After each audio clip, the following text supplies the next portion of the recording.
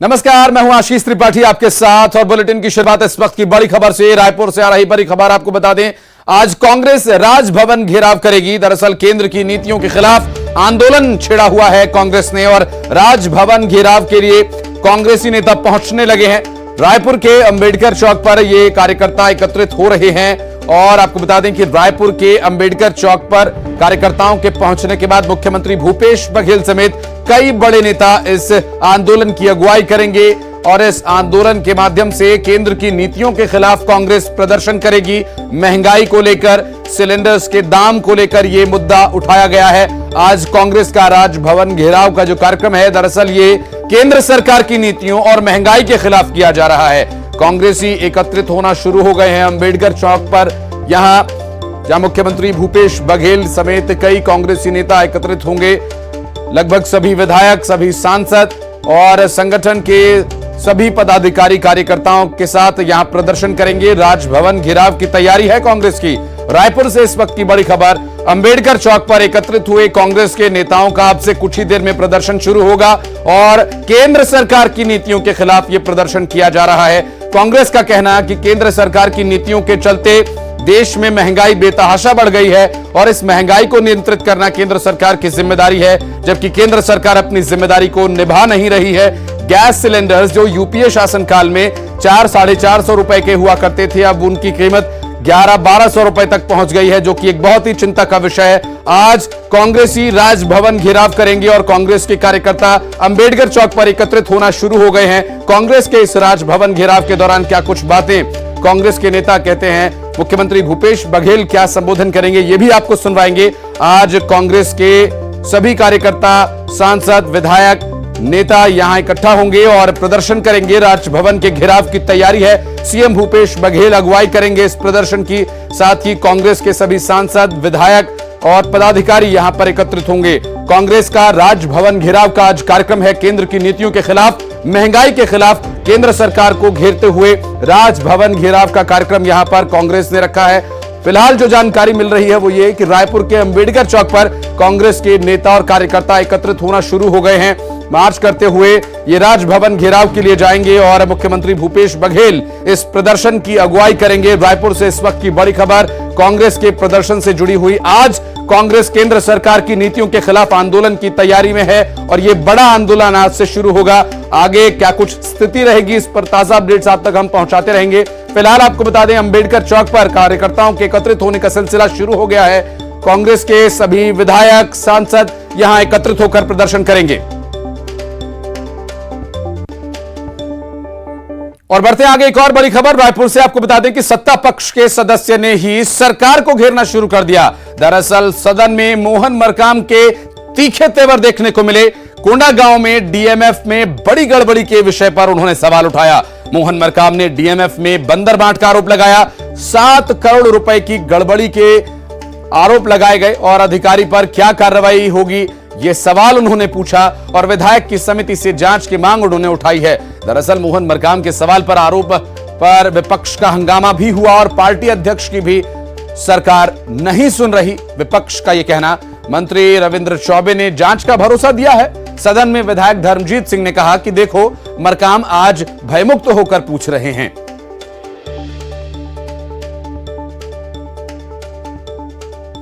तो विधानसभा की समिति से जांच की मांग उठाई गई है और जिस तरह सवाल मोहन मरकाम ने पूछा, इस विषय को लेकर विपक्ष ने हंगामा किया और इस विषय पर सरकार को घेरने का प्रयास भी किया गया। हालांकि मंत्री रविंद्र चौबे ने इसके जवाब में यह जरूर कहा कि देखो, मरकाम आज भयमुक्त होकर सवाल पूछ रहे हैं।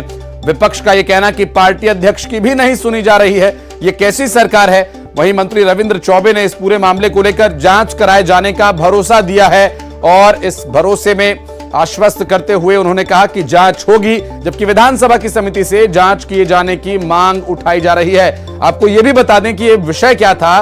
दरअसल जो 7 करोड़ रुपए की गड़बड़ी के आरोप थे, 7 करोड़ रुपए की गड़बड़ी है, अधिकारी पर कार्रवाई क्या होगी। मोहन मरकाम ने विधानसभा में यह सवाल पूछा था। डीएमएफ में बंदर बांट के आरोप लगाते हुए उस बंदर बांट में जो अधिकारी सम्मिलित हैं, जिन अधिकारियों के हाथ इसमें रंगे हुए हैं, उन पर कार्रवाई कब तक होगी। उन पर कार्रवाई किए जाने के लिए, जांच कराए जाने के लिए विधानसभा स्तर पर एक समिति बनाई जाए मोहन मरकाम ने ये सुझाव भी दिया और सवाल पूछा कि कब तक कार्रवाई होगी। वहीं मंत्री रविंद्र चौबे ने कहा कि इस पर कार्रवाई होगी, आश्वस्त करते हुए उन्हें इस सवाल का जवाब उन्होंने दिया। और इस जवाब से असंतुष्ट विपक्ष आगे क्या स्थिति बनती है, बात करेंगे। हमारे सहयोगी देवव्रत इस वक्त हमारे साथ फोनलाइन पर है। देवव्रत, एक गंभीर विषय और एक बहुत ही लोकतंत्र मजबूत यहां दिखाई दे रहा है जरूर, लेकिन विपक्ष के पास एक मौका। मोहन मरकाम पूछ रहे हैं कब कार्रवाई होगी।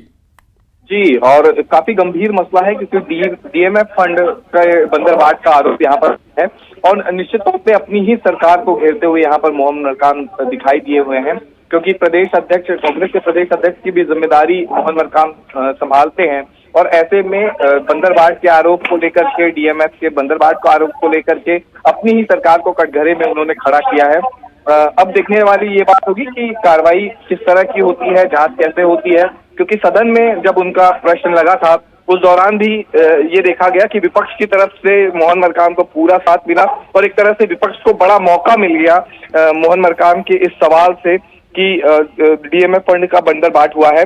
और इस मसले सदन में गहमा गहमी रही, विपक्ष का हंगामा भी देखने को मिला और साथ ही साथ मोहन मरकाम के तीखे तेवर भी देखने को मिले, क्योंकि गंभीर आरोप यहाँ पर सीधे अपने सरकार पर लगाया है और उनको गंभीरता से लेते हुए एक तरह से विपक्ष ने इस्तीफे तक की मांग कर दी है। 7 करोड़ की, क्योंकि इसमें पूरी गड़बड़ी की बात यहाँ पर मोहन मरकाम कह रहे हैं और उनका ये कहना है कि जांच इसकी होनी चाहिए थी। हालांकि जो मंत्री हैं रविंद्र चौबे, उन्होंने जांच का आश्वासन दिया है और ये कहा है कि राज्य स्तर के जो अधिकारी होंगे उनके जरिए जो है वो जांच की जाएगी और 1 महीने में जो इसकी रिपोर्ट है वो दी जाएगी। और जो जांच समिति विधानसभा स्तर पर बनाए जाने की मांग की गई है, इसके बारे में कोई डिटेल्स, कब तक बनेगी समिति और कौन लोग इसमें शामिल हो सकते हैं? जी, विधानसभा स्तर पर जांच की मांग कर रहे थे लगातार मोहन मरकाम का ये कहना था कि विधानसभा स्तर पर एक कमेटी बननी चाहिए जो कि इस पूरे मसले की जांच करे। हालांकि रविंद्र चौबे ने अपने स्तर पर जो राज्य स्तर के अधिकारी होंगे वो इसकी जांच करेंगे और उन्होंने तुरंत जांच की बात भी कही है और ये कहा है कि 1 महीने के भीतर जो जांच पूरी होगी और अपनी रिपोर्ट यहाँ पर इस मामले में पेश करेगी। जी हाँ, और धर्मजीत सिंह का भी बयान यहाँ पर काफी दिलचस्प हो जाता है। वो कह रहे हैं कि देखो मरकाम आज भयमुक्त होकर सवाल पूछ रहे हैं। जी देखिए, एक तरह से सत्ता और संगठन के बीच खटास की बात बीच में आती रही है और अधिवेशन के दौरान भी ये देखा गया था। हाल ही में जो कांग्रेस का राष्ट्रीय अधिवेशन हुआ उस समय मोहन मरकाम इस बात से नाराज दिखाई दिए कि उनकी फोटो जो है वो अधिवेशन में नहीं लगी है और इसी पर एक तरह से तंज धर्मजीत सिंह ने कसा है कि फोटो नहीं लगाई गई है, इसलिए मोहन मरकाम जो है वो इस तरह के सवाल कर रहे हैं और भय मुक्त होकर के सवाल कर रहे हैं। हालांकि क्योंकि ये मसला बहुत गंभीर हो जाता है, क्योंकि 7 करोड़ की यहाँ पर गड़बड़ी का आरोप सीधे तौर पे अपनी ही सरकार पर मोहन मरकाम लगा रहे हैं और अपनी ही सरकार को उन्होंने सदन में घेरा है। देखना ये होगा कि अब संगठन के प्रमुख अगर अपनी ही सरकार पर इस तरह के सवाल करते हैं, जांच की बात करते हैं, तब क्या इस पर आगे का सियासी तस्वीर है वो आने वाले समय में दिखाई देती है। बिल्कुल, देखिए दो बातें यहां पर बहुत स्पष्ट हो जाती हैं। एक तरफ जो कांग्रेस या सरकार है, सरकार अपने आप को लोकतंत्र की पक्षधर और लोकतांत्रिक तरीके से मजबूत दिखाएगी कि हमारे विधायक भी हमसे सवाल पूछते हैं। मैं आऊंगा आपके पास। अनुराग जी हमारे साथ भारतीय जनता पार्टी से जुड़ गए हैं। अनुराग जी, जब सत्ता पक्ष के नेता सदन में सवाल पूछते हैं तो विपक्ष के पास उनके पास एनर्जी कहां से आ जाती है? सवाल पूछना अच्छी बात है, लोकतंत्र है सर, सवाल पूछना ही चाहिए। आपने देखा है कि ये जो सत्ता पक्ष के नेता सदन के अंदर नहीं पूछे, सदन के बाहर भी पूछे थे। जयसिंह अग्रवाल जी ने बाकायदा पत्र लिखकर कोरबा के कलेक्टर रानू साहू के ऊपर भ्रष्टाचार के आरोप लगाए, लेकिन इस सरकार बिल्कुल आंख मूंद के बैठे रही। और जब केंद्रीय एजेंसियां कार्रवाई करती है तो बड़ा छाती पीटते हैं कि कांग्रेस के खिलाफ कार्रवाई होती है। जब मुख्यमंत्री सचिवालय के उप सचिव सौम्या चौरसिया पे कार्रवाई होती है, उनकी संपत्ति अटैच की जाती है, तो मुख्यमंत्री जी बजाय उसको निलंबित करने के, उसके खिलाफ कार्रवाई करने के, उसके पक्ष में खड़े हो जाते हैं। वास्तव में साहब, कांग्रेस के अंदर अब आपसी फूट सतह पे दिखाई देने लगी है। जिस प्रकार से मोहन मरकाम जी का लगातार अपमान कर रहे हैं भूपेश बघेल जी, अब लगता है कि टी.एस. सिंहदेव जी के बाद, जयसिंह अग्रवाल जी के बाद अब मोहन मरकाम जी भी भूपेश बघेल के खिलाफ मोर्चा खोल के बैठे हैं। ये सरकार आज राजभवन भ्रष्टाचार के मामले में घेरने जा रही है। इनके खुद के अंदर तो भ्रष्टाचार कोड़ जितना फैल चुका है, जमीन से लेकर आसमान तक अमूलचूल भ्रष्टाचार करने वाली कांग्रेस अब बेनकाब होने लगी है। ये साफ सीधी बात ये है ये सरकार जो 60,000 करोड़ रुपए ली है वो जनहित में लेने के बजाय स्वहित में खर्चा कर रही है, और बंदर बाट इतना ज्यादा बढ़ गया है कि अब जिसको हिस्सा नहीं मिल रहा है वो आवाज उठा रहा है। सर, सदन में सवाल पूछने का मौका है, अगर सत्ता पक्ष के लोग भी सवाल पूछेंगे तो अच्छी बात है, एक तरह से लोकतंत्र मजबूत दिखाई देता है। धर्मजीत सिंह कह रहे हैं देखो आज मकाम भयमुक्त होकर सवाल पूछ रहे हैं।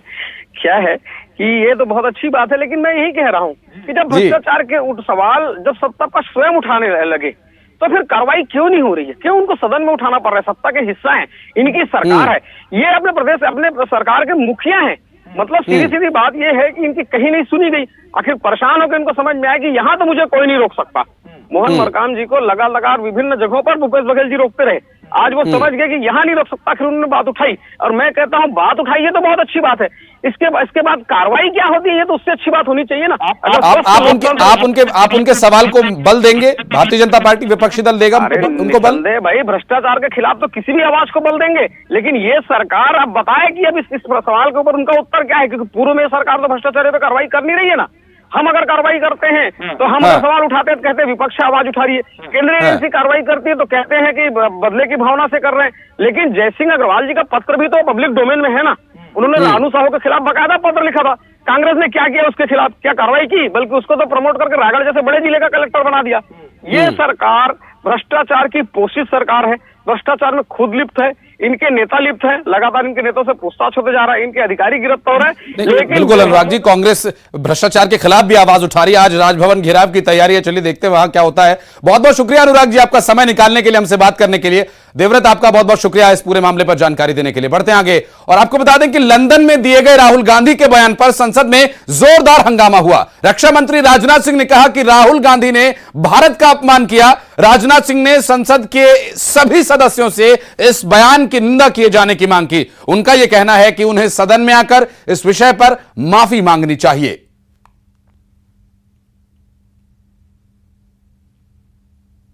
राहुल गांधी जो इसी सदन के सांसद हैं, राहुल गांधी ने लंदन में जाकर भारत को बदनाम करने की कोशिश की है और कहा है कि भारत में लोकतांत्रिक व्यवस्था पूरी तरह से तहस नहस हो रही है और विदेशी ताकतों को आकर यहाँ पर भारत के लोकतंत्र को बचाना चाहिए। कि भारत की गरिमा पर, भारत की प्रतिष्ठा पर उन्होंने गहरी चोट पहुँचाने की कोशिश की है।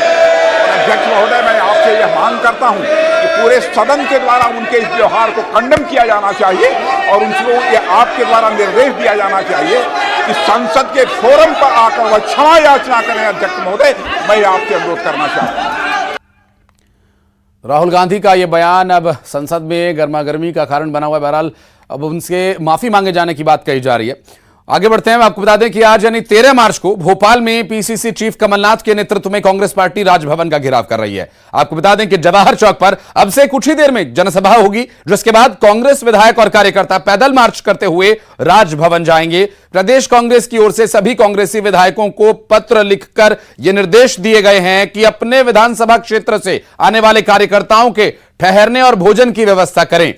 कांग्रेस संगठन की ओर से सभी विधायकों, पूर्व विधानसभा और लोकसभा प्रत्याशियों को, कार्यकर्ताओं को भोपाल लाने के लिए कहा गया है। राजभवन घेराव के प्रदर्शन को और सुदृढ़ मजबूत करने के लिहाज से ये निर्देश कार्यकर्ताओं को, अधिकारियों को, पदाधिकारियों को दिए गए हैं कांग्रेस की तरफ से। कांग्रेस का आज राजभवन घेराव है। अगर बात करें तो कमलनाथ के नेतृत्व में काफी सारे कांग्रेसी जमा होंगे और राजभवन तक पैदल मार्च करेंगे। कई सारी मांगे हैं उनकी, जिनमें अगर बात करें तो बेरोजगारी, महंगाई, किसानों को मुआवजा और इसके अलावा अगर बात करें तो महिला अत्याचार को लेकर ये कांग्रेस पूरे देश भर में पैदल मार्च करने जा रही है और राजभवन का घेराव करेगी। बैरिकेडिंग कर दी गई है। ये राजभवन की तरफ आप देख सकते हैं कि आगे कांग्रेस इस तरफ बढ़कर ना आए, उसको लेकर बैरिकेड्स कर दिए गए हैं। दोनों ही रास्तों पर बैरिकेड कर दिए गए हैं। राजभवन का ये पूरा मामला है। हालांकि अभी पुलिस व्यवस्था तैनात नहीं है, मगर 12 बजे के लगभग चप्पे चप्पे पर पुलिस तैनात हो जाएगी ताकि कांग्रेसी कूच कर इस तरफ न आ पाए। कैमरा पर्सन खिलान सिंह के साथ जितेंद्र शर्मा, न्यूज 18 भोपाल। केंद्र सरकार की नीतियों के खिलाफ आज देश भर में कांग्रेस का हल्ला बोल चल रहा है। पैदल मार्च राजभवन तक के निकाला जा रहा है, जिसमें केंद्र सरकार की नीतियों के खिलाफ कांग्रेस आवाज उठा रही है। छत्तीसगढ़ में भी ये प्रदर्शन एक तरह से देखा जा रहा है, जिसमें कांग्रेस के तमाम दिग्गज नेता शामिल हुए हैं। प्रदेश प्रभारी कुमारी शैलजा, मुख्यमंत्री भूपेश बघेल, पीसीसी अध्यक्ष मोहन मरकाम समेत तमाम कांग्रेस के दिग्गज नेता इस प्रदर्शन में शामिल हुए हैं। लोकसभा चुनाव से ठीक पहले कांग्रेस की ये तैयारी है एक तरह से ये बताने की कि जनता की सबसे बड़ी हितैषी कांग्रेस है और लगातार कांग्रेस जनता के मुद्दों को संसद में उठा रही है। बावजूद इसके इन तमाम मुद्दों को केंद्र सरकार द्वारा दबाया जा रहा है।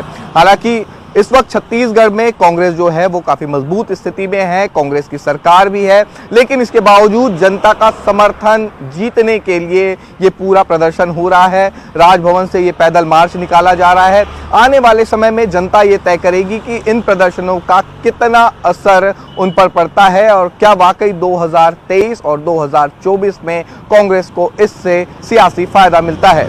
कैमरा पर्सन रोहित श्रीवास्तव के साथ देवव्रत भगत, न्यूज़ 18 रायपुर। और फ्री और अनिवार्य बाल शिक्षा अधिनियम यानी आरटीई के तहत निजी स्कूल्स में एडमिशन की प्रक्रिया 2 मई से शुरू होगी। प्राइमरी एजुकेशन डिपार्टमेंट की ओर से ऑनलाइन आवेदन के लिए 2 से 15 मई तक आवेदन मांगे गए हैं, जबकि 17 मई को प्राप्त होने वाले आवेदनों की लॉटरी निकालकर उन्हें प्रायोरिटी दी जाएगी। और इस प्रक्रिया में प्रदेश के करीब 25,000 स्कूल्स में 1,25,000 से ज्यादा सीट्स पर गरीब बच्चों को फ्री एडमिशन दिया जाएगा। आपको बता दें कि इन सीट्स पर एडमिशन के लिए हर साल 2 लाख से ज्यादा आवेदन आते हैं। पिछले साल भी करीब 2,83,000 बच्चों ने एडमिशन के लिए आवेदन किया था और अब यह प्रक्रिया आगे बढ़ेगी और संभव है कि आरटीई के तहत जो पात्र छात्र छात्राएं हैं उन्हें एडमिशन मिल सके। आपको बता दें कि जो आवेदन की प्रक्रिया है वो 2 से 15 मई तक है, जिसमें 2 से 15 मई तक सभी जो आवेदन करता है वो आवेदन करेंगे, जबकि 17 मई को प्राप्त आवेदकों के आवेदन की लॉटरी निकालकर, ड्रॉ निकालकर उन्हें एडमिशन की प्रक्रिया में आगे बढ़ाया जाएगा। 25,000 स्कूल्स हैं जिसमें करीब 1,25,000 से ज्यादा सीट्स पर गरीब बच्चों को फ्री एडमिशन दिए जाने की प्रक्रिया है।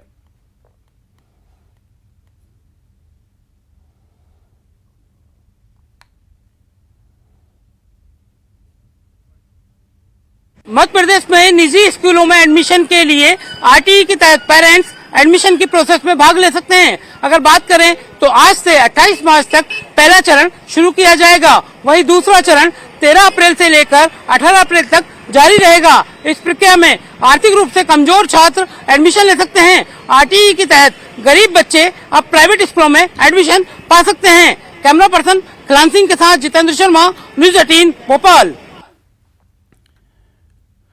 और बढ़ते हैं आगे, आपको बता दें कि आयुर्वेदाचार्य डॉक्टर प्रकाश टाटा के 1 करोड़ के चैलेंज पर पंडित धीरेन्द्र कृष्ण शास्त्री ने कड़ा जवाब दिया। उनका कहना है, छतरपुर में बागेश्वर धाम के महाराज धीरेन्द्र कृष्ण शास्त्री ने कहा, हम कोई फरमाइशी गीत नहीं है, कितनी बार हमने प्रत्युत्तर नहीं दिया और क्या हम टेस्ट देते ही रहेंगे।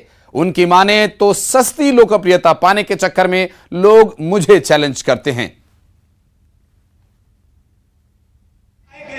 बागेश्वर धाम के पीठाधीश्वर पंडित धीरेन्द्र कृष्ण शास्त्री को आयुर्वेदाचार्य डॉक्टर प्रकाश टाटा द्वारा दी गई 1 करोड़ की चुनौती के मामले में बागेश्वर धाम के पीठाधीश्वर पंडित धीरेन्द्र कृष्ण शास्त्री ने करारा जवाब दिया है।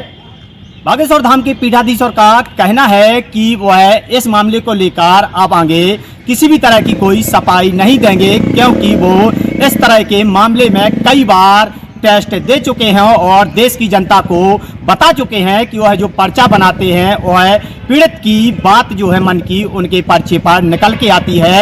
लेकिन डॉक्टर प्रकाश टाटा द्वारा दिए गए 1 करोड़ के चैलेंज को उन्होंने आईना दिखाते हुए कहा है कि वह बार बार इस तरीके का कोई जो चैलेंज है उसको स्वीकार नहीं करेंगे और जो उन्होंने 1 करोड़ का चैलेंज दिया है उसको लेकर आज छतरपुर में उन्होंने करारा जवाब दिया है। और उन्होंने कहा है बागेश्वर धाम के महाराज ने कि सस्ती लोकप्रियता हासिल करने के लिए इस तरह से लोग हथकंडा अपना रहे हैं।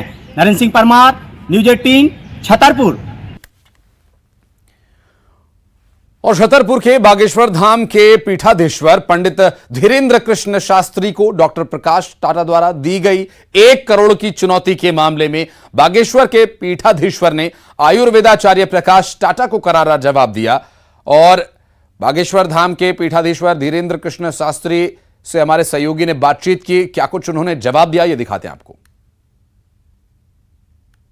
केंद्रीय भेरूगढ़ जेल में एक ट्रेजेडी का मामला सामने आया है, जिसमें 12 करोड़ से अधिक की राशि का गबन का मामला है। और जिसमें मामला सामने आते ही उज्जैन कलेक्टर कुमार पुरुषोत्तम ने वहीं के जेल के कर्मचारी के खिलाफ मामला दर्ज करवाया है। और जब से जेल के कर्मचारी के खिलाफ मामला दर्ज हुआ है, वह फरार हो गया है। वहीं पुलिस ने अब मामले में एफआईआर दर्ज कर आरोपी की। दरअसल आपको बता दें कि ये जो विषय है जिसमें बैरकगढ़ जेल और उप जेलों में जीपीएफ यानी सामान्य भविष्य निधि की राशि गबन का ये सनसनीखेज जो मामला है, बताया जा रहा है कि जेल कर्मचारियों के करीब 12 करोड़ की जीपीएफ की राशि का गबन हुआ है। और इसमें जिला कलेक्टर ने ट्रेजरी अधिकारी के माध्यम से जेल बाबू के खिलाफ थाना भेरूगढ़ में मामला दर्ज करवाया है।